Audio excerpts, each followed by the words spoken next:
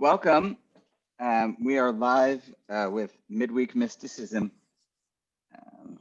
There's that confer. Try that again.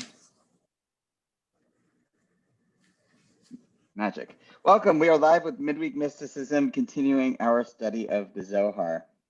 I do hope that together in the next decade, we'll all finish the Zohar and be able to start it again. I really hope, and starting at the beginning, I maybe just wanted to, it's always been a life aspiration to me, not just to say it in another way. The Talmud says in Makot that,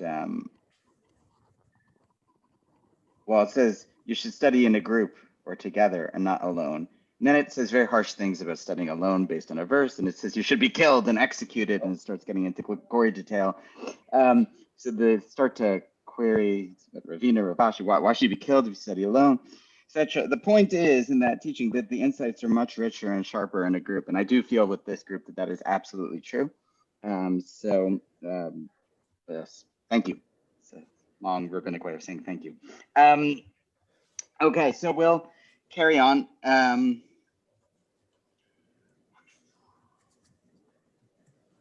Just get the right. For people who want, it just occurred to me this week. I don't know that we're going to use it because the Svaria has nikudot, which is nice to help pronounce the Aramaic properly. But on the Stanford University Press website, Daniel Matt has published 3 versions of the Aramaic text he's working with: an original version, an underlined version that notes changes from some standard versions, and then a user-friendly version that he gives credit to his brother for putting together that's a little easier to read. So there's those for free, apparently, for all of the volumes. So just put that out there if anyone wants to know the exact text he's working with. And I can shoot you the link if you're interested. I did take a look at it, and it's really helpful and a good source text. Okay. He also matches the Zohar page with his page on the user-friendly version. It's very easy to use. Okay. So you may recall we had just discussed this great teaching about Shabbat and the great yichudim, the unifications that happen on Shabbat between Yesod and Shekhinah. And also between Binah and Shekhinah, and the whole flow of the day of Shabbat. First, according to Rabbi Elazar and Rabbi Abba, and then the emendations, the corrections of the anonymous donkey goader listening, eavesdropping on their conversation. So we did that, and that was complex and beautiful. And now we got to some biographical information. So today's text that we work with is it's always Zohar. Today's going to be a little more about the story. Sometimes the Zohar is very much in the teaching, and sometimes it's in the drama of the teaching. So today we're back to the drama of the donkey goader and the sages. Start with the.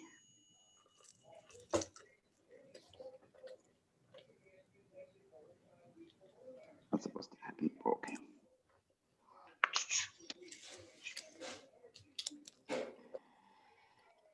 Okay. So.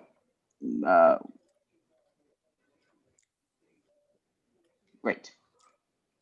V'nachatu Rabbi Elazar v'Rabbi Abba u'neshakuhu. Amru ma kochach neta de'itchot yadcha v'at ta'in ibatrin. Amru le manat. Amarlon lo tishalun man ana, ela ana v'yatun nezel v'nitasek v'oraita v'chol chad yima milin dechochneta l'anhara orcha. Amrule man yav lach b'mesahacha v'lemeheve taun b'chamre. Amarlon yud avad karava b'trein atvan b'chaf v'samech li'it kashra b'hadai. Kaf lo ba listalka li'it kashra batar de la yachla lemeve riga chada elabe. Samech lo ba listalka begin l'saada le'inun denaflin dahab li'samech lo yachlin lemeheve. So we're trying to figure out who is this guy. That's the question. Who is this guy? You can imagine them asking themselves, who is this guy? So Rabbi Elazar and Rabbi Abba dismounted and kissed him. They kissed him and they said, all this wisdom in your hand and your goading donkeys behind us, who are you? Or as I like to call it, who is this guy? He replied, do not ask who I am in classic mystic fashion. Rather, your question, the wrong question. Rather, let us go together, engaging in Torah. Let each one speak words of wisdom and to illumine the way. Okay, they said to him, who appointed you to go here, goading donkeys? Like, why are you doing this? If fine, we won't ask you who you are, but why are you here? Not the existential version, the pragmatic version. He replied, and so this is not it's not a murder mystery, but it's a mystical mystery. So they're never going to quite tell us, and it's not even quite clear at the end. But start to get a hint based on his answer. He replied, Yud waged war with 2 letters. See if this rings a bell. You now know enough Zohar to make an educated guess. So at any point, if anyone knows, just like, what's that game on TV? The boxes and the phrases. If you know the phrase, the Wheel of Fortune, if you think you know who it is, shout it out. And if you're right ahead, don't shout it out. So he replied, Yud waged war with 2 letters, Kaf and Samech, to be bound together with me. Now, the word kis means like pocket or pouch, but it's the metonymy for wealth in rabbinic language, right? Chesron kis is a lack of money. So the wallet interchanges with the money here. So he takes this word for wallet, which he clearly doesn't have anything in his wallet. Yes, this is empty. That's why he's goading donkeys.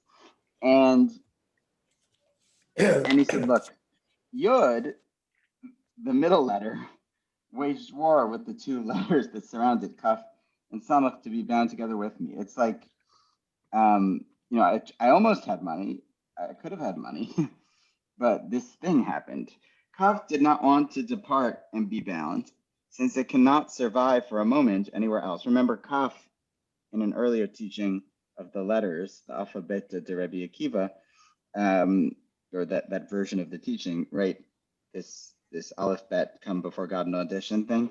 So Kaf was from kisei, for throne, and it couldn't depart from the throne to start the Torah because it needed to be at the throne. Right? So Kaf did not want to depart from the throne and be bound, since it cannot survive for a moment anywhere else. It's connected to God and his throne. And Samech did not want to depart, so it could support those who fall. For without Samech, they cannot survive. Samech stands for Somech Noflim, supporting the downtrodden. And so Samech and Kaf of the word for peace, wealth, like wouldn't come to me because they were stuck with God. Okay, that's where we are so far. Back to the text, man.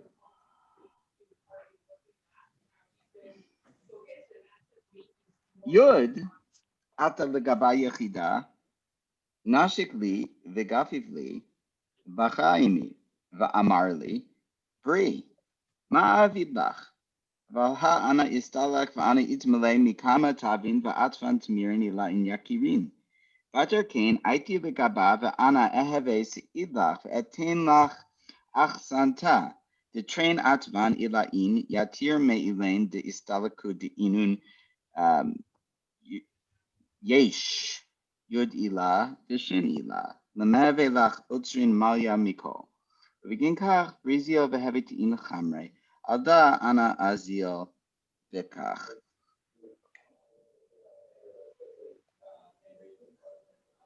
Here we go to the final letter Yud. Alone Yud came to me, kissing and embracing me. She wept with me, saying, my son, breathe. What can I do for you? Like, I can't give you wealth because Kaf and Samech won't come. It's funny here that the way you get wealth, by the way, is not by like doing a job, but it's by this whole mystical thing with the letters needing to come down in the right way. You see already a concept of wealth is not really being in our control, but being, only elusive, and it's an illusion that it's in our control in a sense, in this kind of version of it. Okay, so she went with me saying, son, what can I do for you? But look, I will ascend and fill myself with goodness, with hidden celestial splendid letters. You don't need these real letters. I'll give you holy letters. Then I will come to you, serving as your support. I will endow you with 2 letters higher than those that departed, namely Yesh, Yod, and Shin. Substance, celestial Yod, Yod Ilah, and Shin Ilah. That's the Zohar's language, right? The higher Yod and the higher Shin. So I'm going to give you the heavenly version of myself and the heavenly version of a better letter, Shin, as your treasury is filled with everything. So my son, go and go donkeys. That is why I go like this, he says. So he tells this fascinating story. Now, the very plain level, before we get into the intricacies of these letters, is simple. Instead of wealth, he's been gifted something more valuable. He's been gifted insight. Okay. So his answer is, don't look at me so like I'm poor, goading donkeys. I'm rich in mystical insight. But now Yesh. Yesh, of course, is the word that means existence. And so we already have a teaching about what it is to exist, which is the entire subject of the Zohar, mind you. And the gematria of Yesh, as I believe the footnote 249 will point out here, the gematria of Yesh is 310. There are other rabbinic teachings about this and Kabbalistic teachings about this.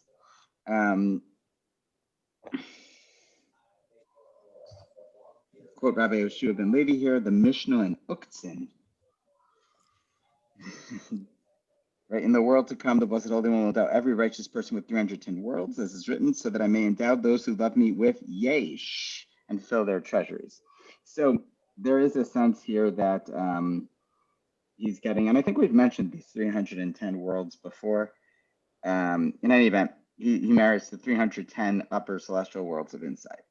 Okay. Now, we still don't know who he is. He's just deflected.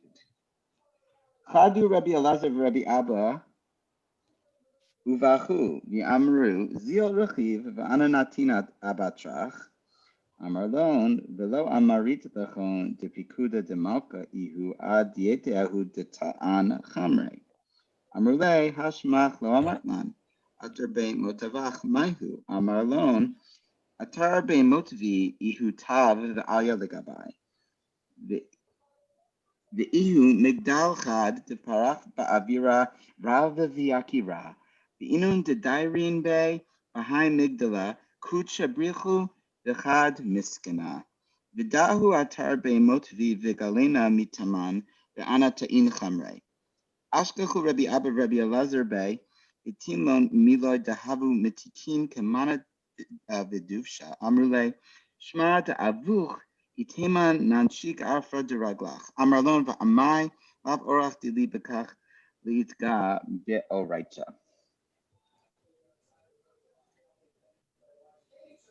Begin to get to the drama. Okay. Rabbi Elazar and Rabbi Abba rejoiced and wept. They said, go ride.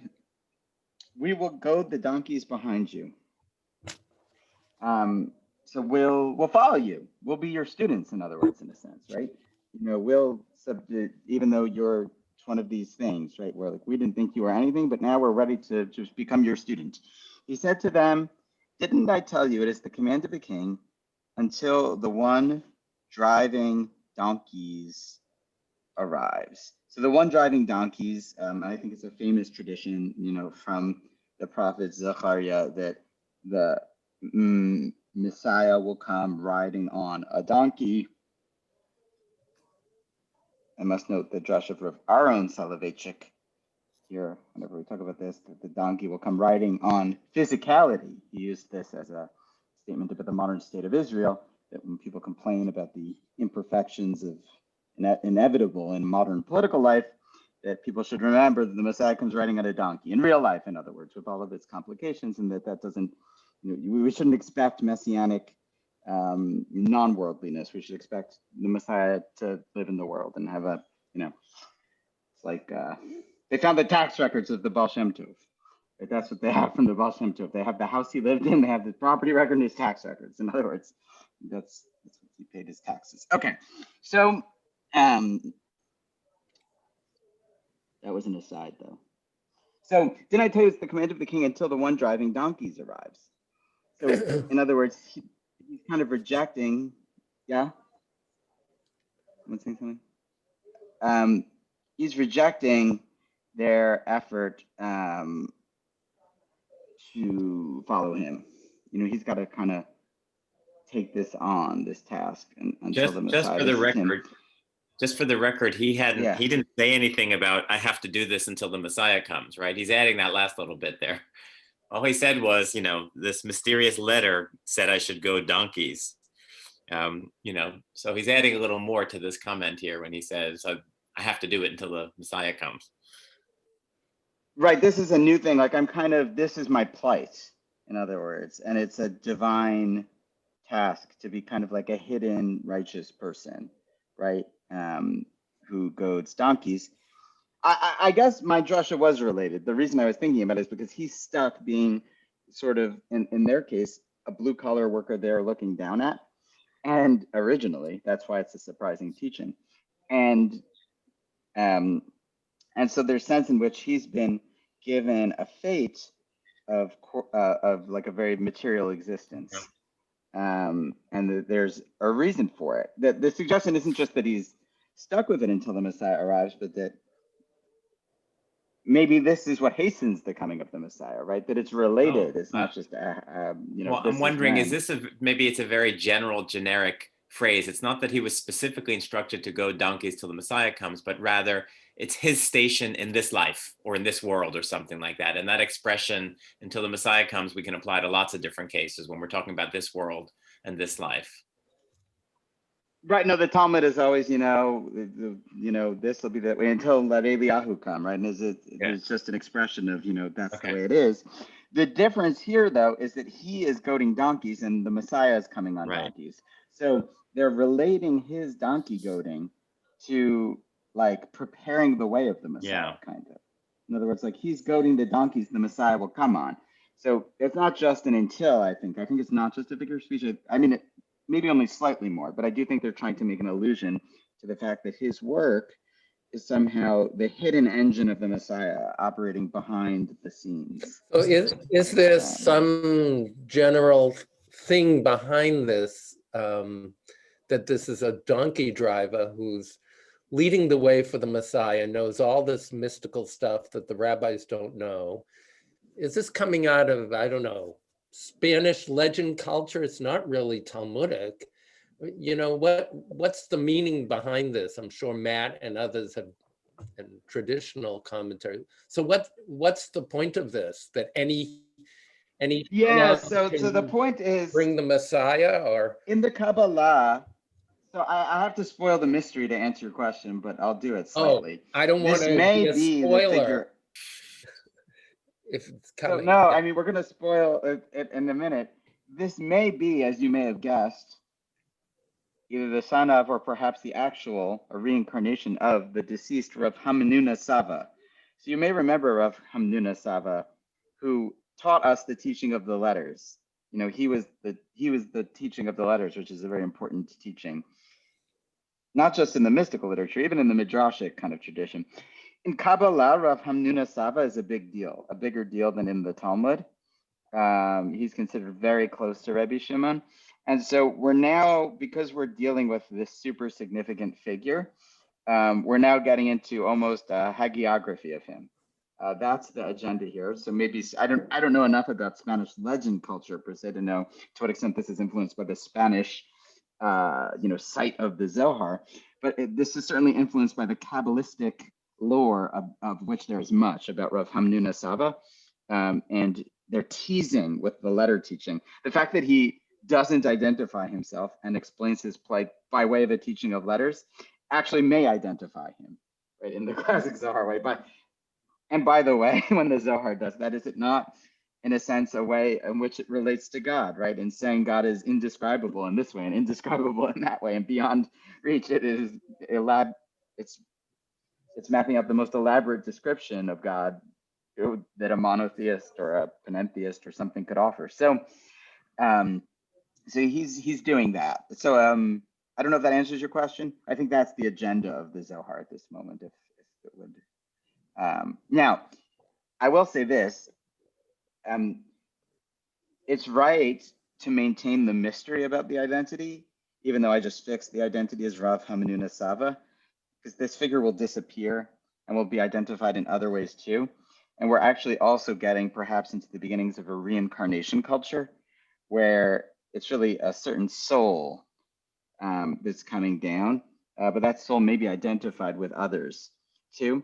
And so we're into that realm. So if you could maintain a fluid identification with Rav Hamanuna Sava, that could also encompass space for other people too. That would be, I think, the correct reading at this moment. So they said to him, but you haven't told us. Now, also interesting, just to complete it, the prior teaching of Rav Hamnuna Sapa was about the creation of the world, the very beginning, the writing of the Torah, which God looked into to create the world. But here we're dealing with the Messiah, right? We're dealing with the bookends, the other end of it. And so there is a sense in which this is could be seen as a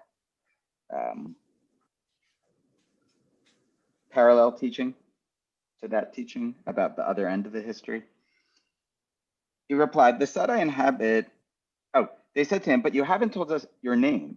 The site you inhabit, what is it? This is an interesting question. We still don't know your name. And by the way, where do you live? Where do you live? Like, what's your atar that you inhabit? It's already like a funny way to ask where you live, you know? Because I think they get the sense that they're dealing with like, you know, if someone came to you and you weren't sure if they were angel or human, you might not ask like, what's your cell number? So he replied, the site I inhabit is fine and lofty for me, a certain tower soaring in the air.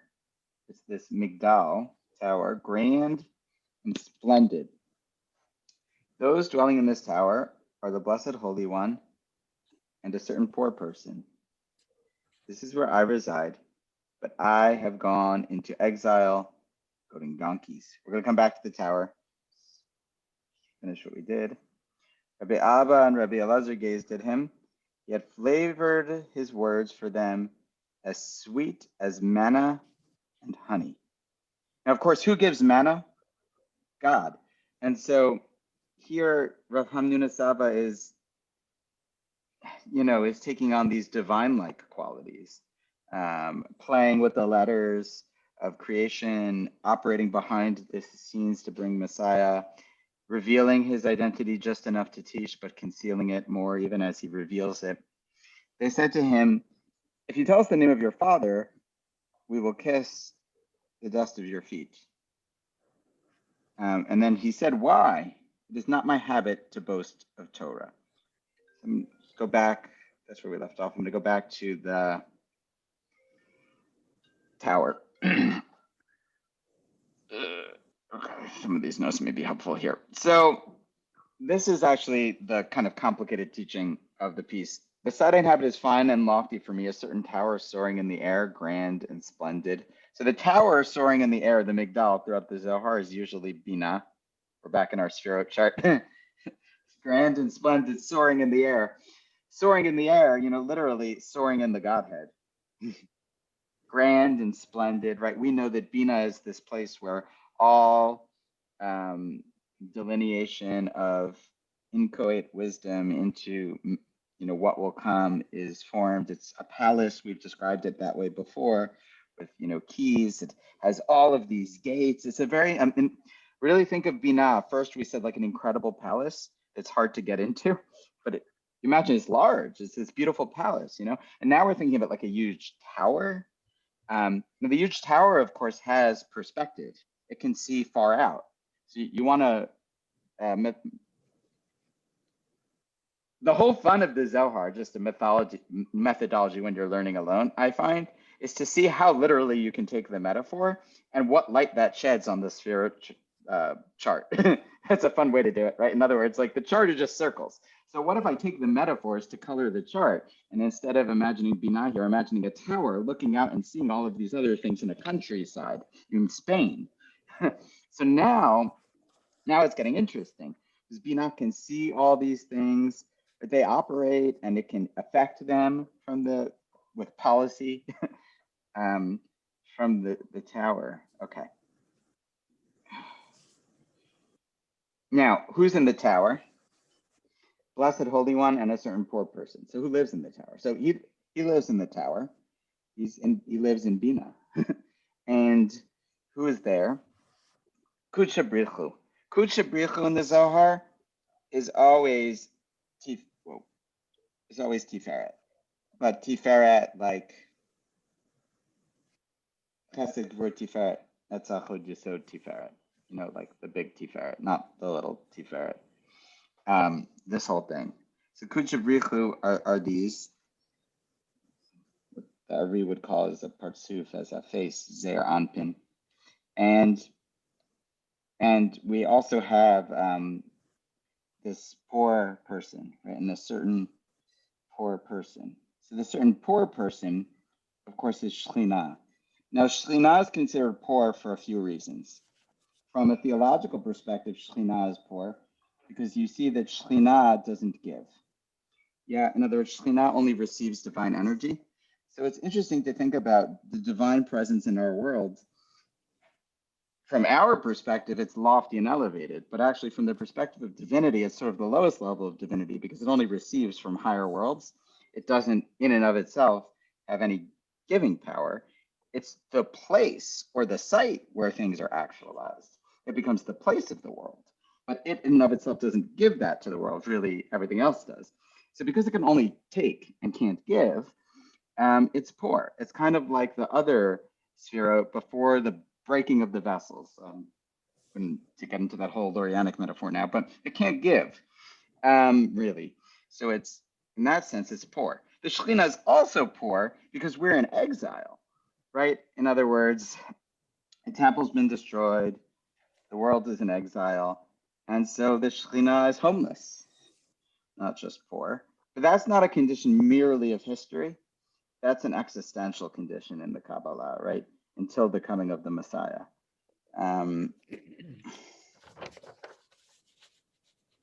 Okay. Now, Matt adds an interesting footnote about the letters, which a lot of the commentaries speak about. Is drawing from a lot of the traditional commentaries, so it's worth noting this here. I have a He interrupt notes, with a question. Yes. Oh, it's never an interruption. Okay. So I'm just curious about the use of these expressions, the Blessed Holy One and the certain poor person. Like the text could have just said, those dwelling in this tower are Tiferet and Shekhinah, right? Like it could have said that. So is there, and I understand that you said, and the note even gave further reasons why Shekhinah is described as poor, which is all very interesting. But why choose those descriptions in this context? Like why is it important to say that in this tower are Tiferet understood as the Blessed Holy One, and more importantly, Shekhinah understood as the poor person? Is there a teaching in the choice of this description of Shekhinah right here, do you think?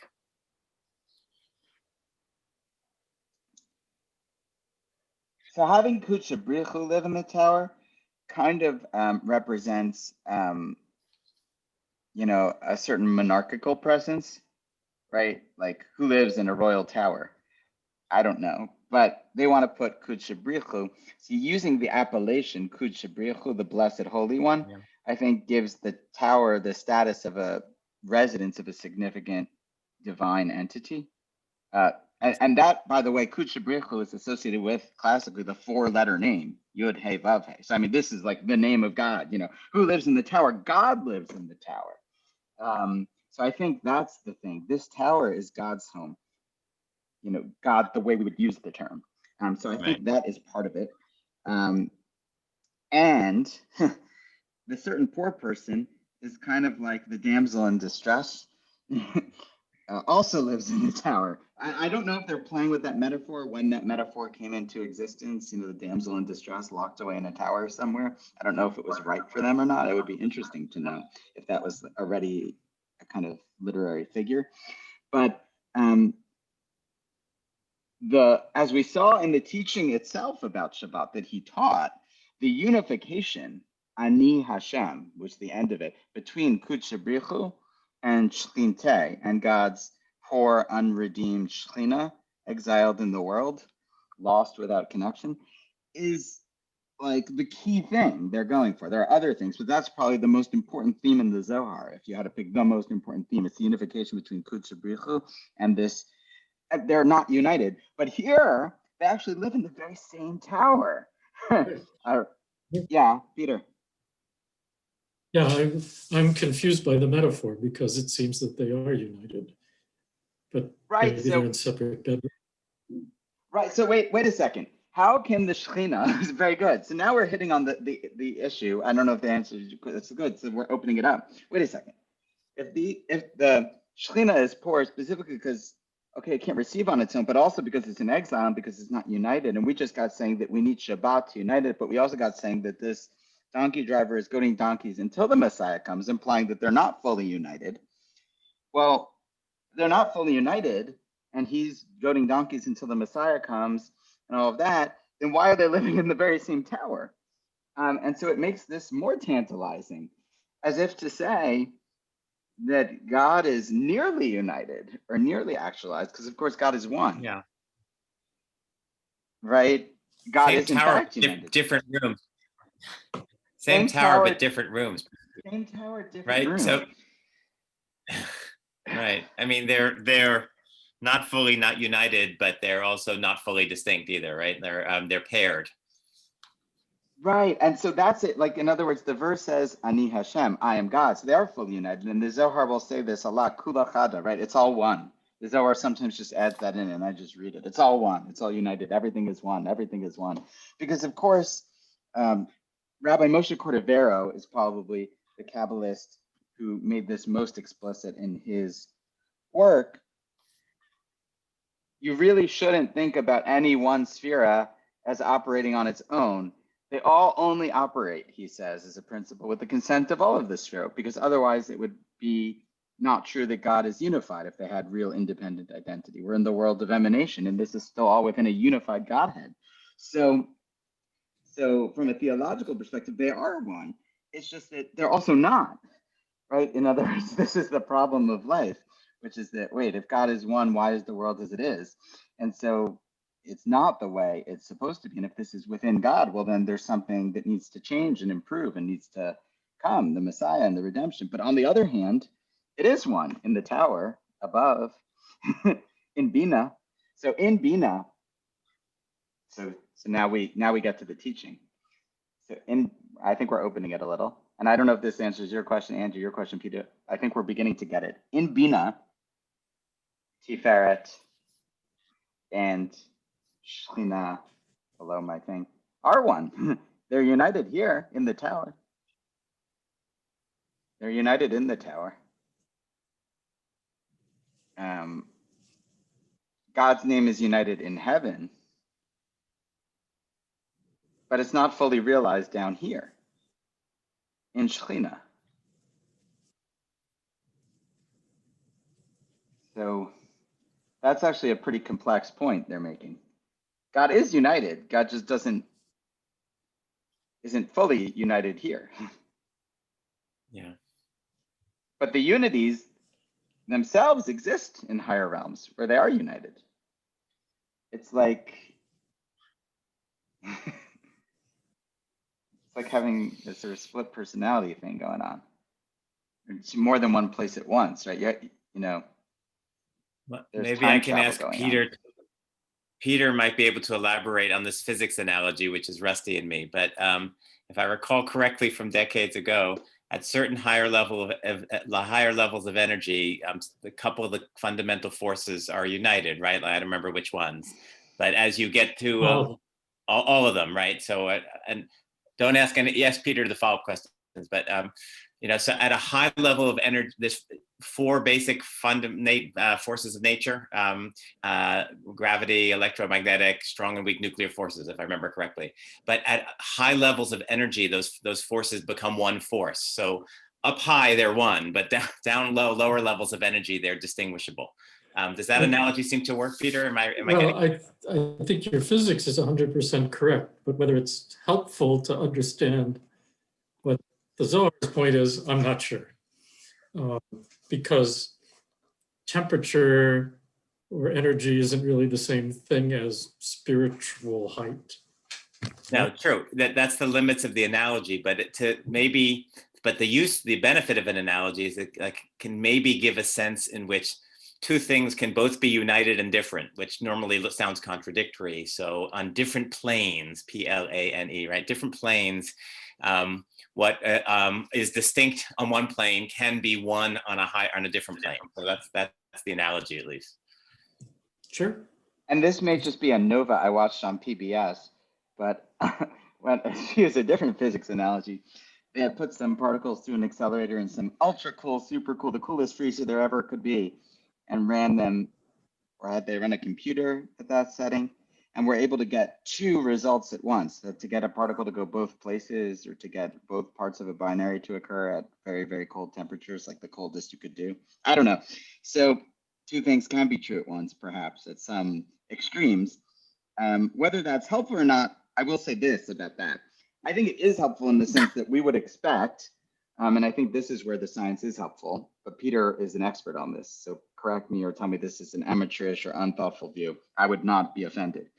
My gut instinct is to say that I would want to expect that in the world of Shekhinah, which receives all of its energy from above, some kind of mirroring in structure, even if diminished, meaning if made more physical and more tangible and less exalted, but a mirroring of the general things that were existing above, like a holographic projection, which I know is a fraught term in science communities and philosophy, but but you know, you'd want to see this world as a holographic projection of all the things which project it.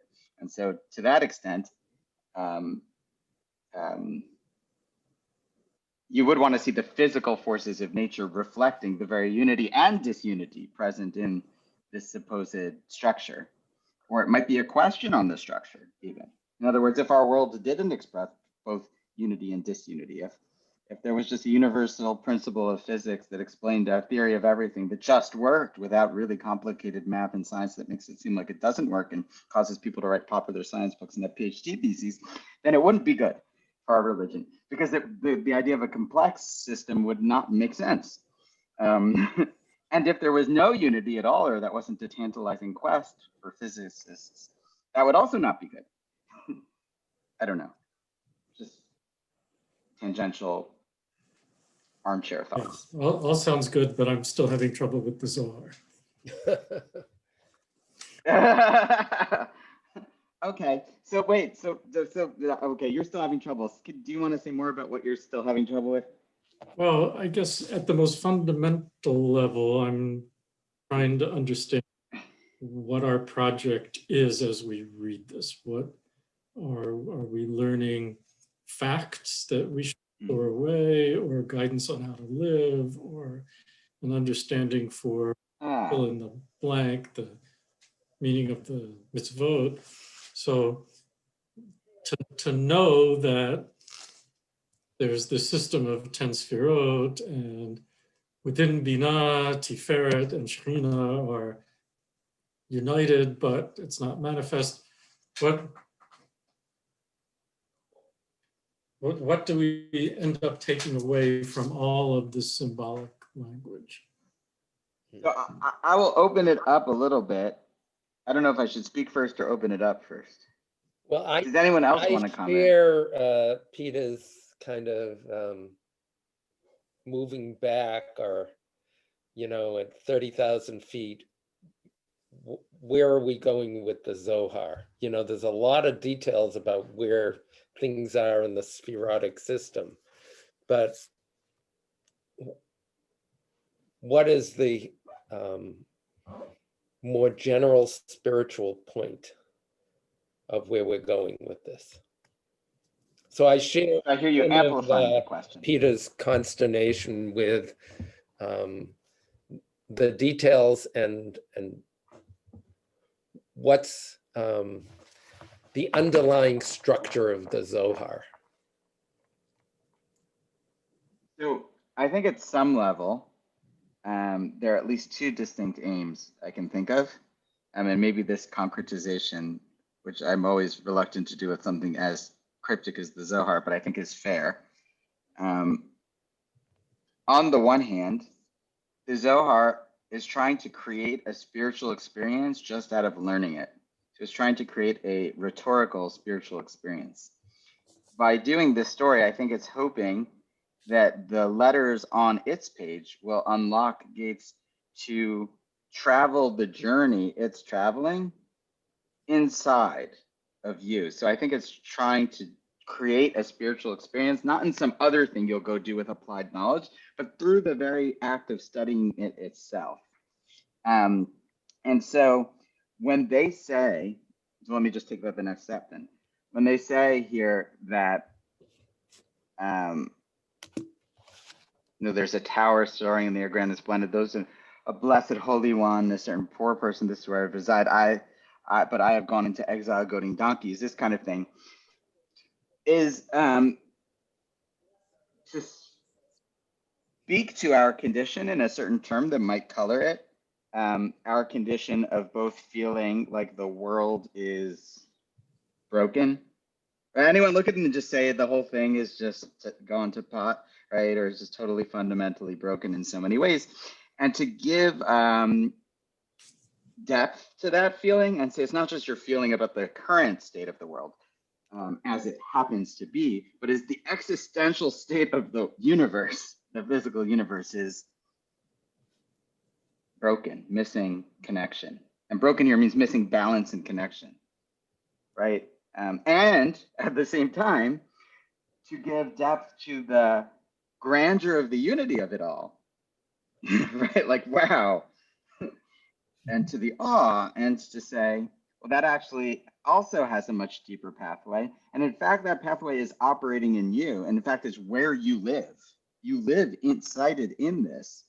You just might not have the words to describe subtle, spiritual, not even feelings, but they do manifest as feelings and and in physical terms in the body, right? So to begin to even have so the Hasidim popularized this, I think, because they felt this question too of so what of all of this? It's too theoretical. So they made it really simple. The Baal Shem Tov's version of it is when you're hungry, as he said, and you go to the fridge. I mean, this is his eating to the fridge. He said, and you look at the food you have and you don't know what you want to eat, but you have food, but you're still nothing is right.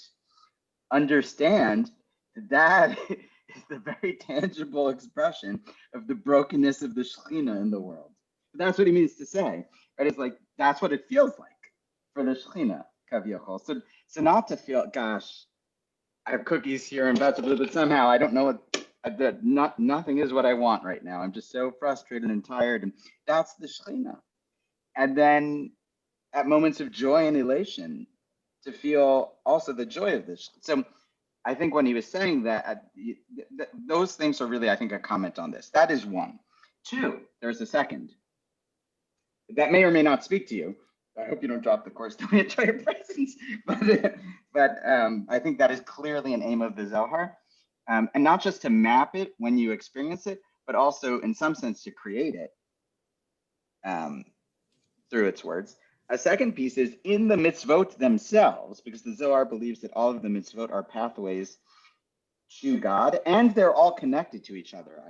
I think academics would say this. The Zohar's theology is that each mitzvah doesn't lead to a different pathway to God. In the elephant example that people always quote, a different sense of the elephant, but they actually all fundamentally lead up to the same pathway.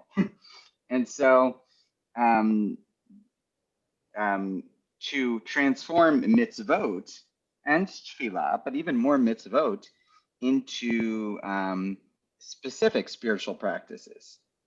A third thing I will say is that in describing these, I do think that the Zohar meant to make yichudim, certain unifications, like when saying Kiddush, right, it meant to create a feeling of oh, there are 35 letters and 35 letters. Those are 70 letters. So when I say the first 35, I'm, activating the forces here in Shekhinah. When I say the next 35, I'm reaching up and beyond to Tiferet. I think it wanted people to think that when they were making Kiddush. when I'm holding the cup from the bottom with my 5 fingers represent Chesed, Gvura, Tiferet, Netzach, Hod. And that's a teaching we had earlier, Kos Yeshua Tasa with the 5 fingers and 10 sfirot and spaces and things. That hand is resting. I think they wanted, yeah. That's really helpful. Yes. Thank you. I don't know if that's my take. It's something to hang Loosely on based to. on comments Can I try? of others who came before me. I will say most of what I just said, I could cite a source for each of those comments. So none of those are my idea. Can I try to summarize that in one sentence? which Thank would be God. to answer Peter's question that it's basically both or all, whatever your options were. Namely, it is describing a set of facts, and coming to understand those facts produces a religious experience with metaphysical implications. Does that seem accurate, like Rabbi? Like, obviously insufficient. Yeah, but it is missing something of the wordiness, but yes. Right. I mean, these are facts about the some- cosmos and God, and we study them to produce metaphysical consequences. Right, so facts with meaning, Mm. opposed to plain ordinary facts about the world, which at least on their face don't necessarily have meaning. Mm. I think that's nice. That adds a little something to what I said, but I think that's exactly right. That's, yeah. Mm. All right. I will say Yep. that, one way to concretize this, and I think some of the Kabbalists, I know we veered from the text a little bit, but I think it's a worthwhile veering since we're studying this, so I appreciate it, is, there was a system to take the Sfirot and have different letters for each of the Sfirot as so you may sometimes wonder, when Hasidic rabbis pray for hours and hours and hours, what do? I once heard from someone that Heschel sometimes did this. I don't know if it's true, but when, so it doesn't have to be what are they doing sitting over the Siddur for hours? What precisely are they doing? Like, not in theory.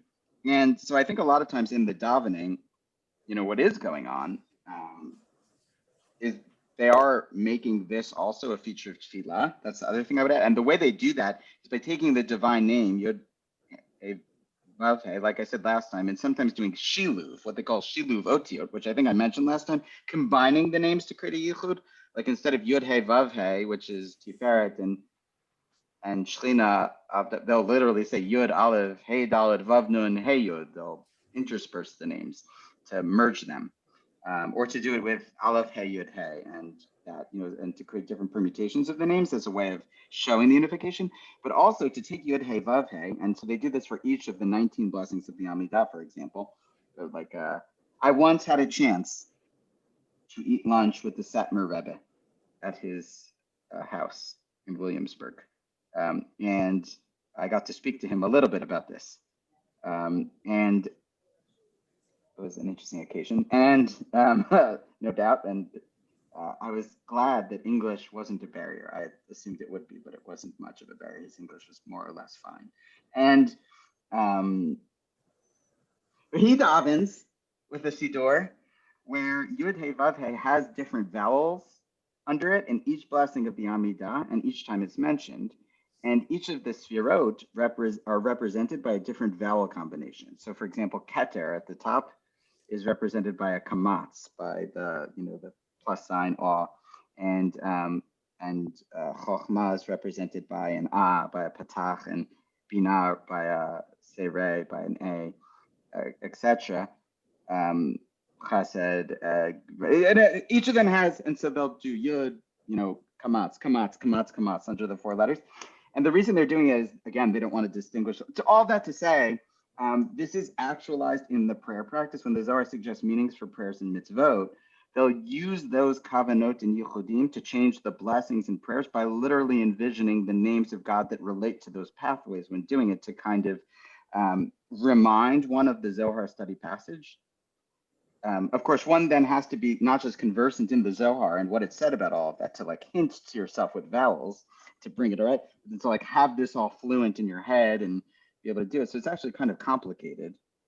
But if you can get past the complication, which could take decades, it could become extremely powerful and cathartic, if not theurgic. At least cathartic, and it might be, you know, in a certain view, affect the heavens, like you were saying. Okay, I don't know if that adds anything to this.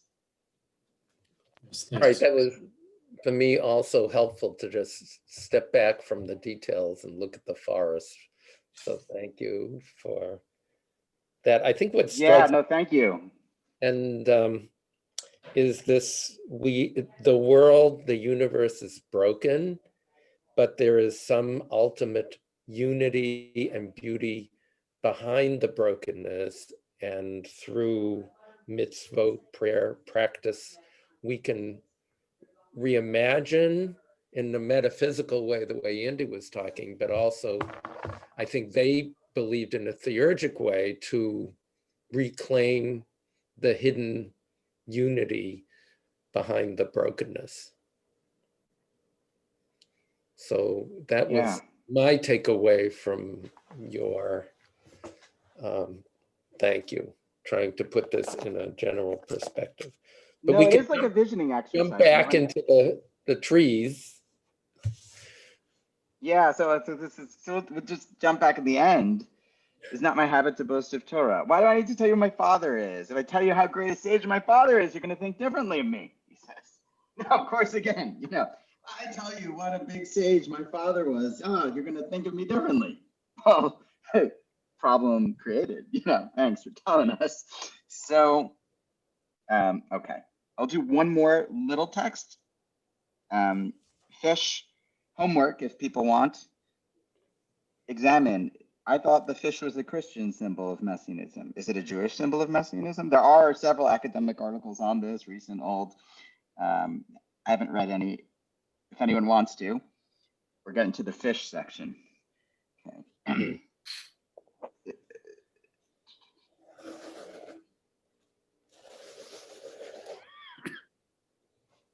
אבל עבדי לי עבדיורי בימה רבה ואילו הווה חד נונה דהווה אסחר ימה רבה מסitra da לסitra da והווה רב יחקירה ועתיק יומין הדהווה בעלה כל שאר נונים דימה לוותר אפיקלון חיים וקיים מן מיילן מכל תווים דעלמה בשעת ימה ברגע חדה בתוקפי ואפיק לי כגירה בידה דגבר תקיף ותמר לי באהו אתר דאמריץ לכו Utavla atre the ignus behahu yama.